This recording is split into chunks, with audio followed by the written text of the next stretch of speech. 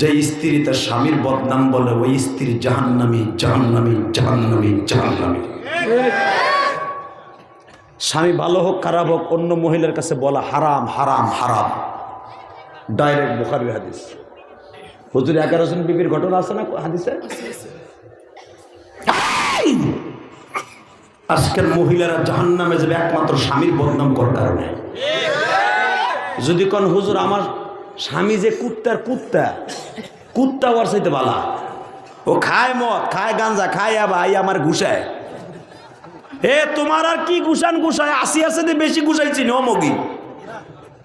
আসিয়ার ডেলি চাকু দিয়ে শরীর ফাটতো একাধারে 40 দিন, একাধারে 40 দিন চাকু দিয়ে ফাটতো। আবার ওইখানে বিট লবণ ডলতো, যেই লবণে দাগ বেশি বিট লবণ ডলতো। এরপরে আবার আগুন দিয়ে সেকতো। লাস্টে যখন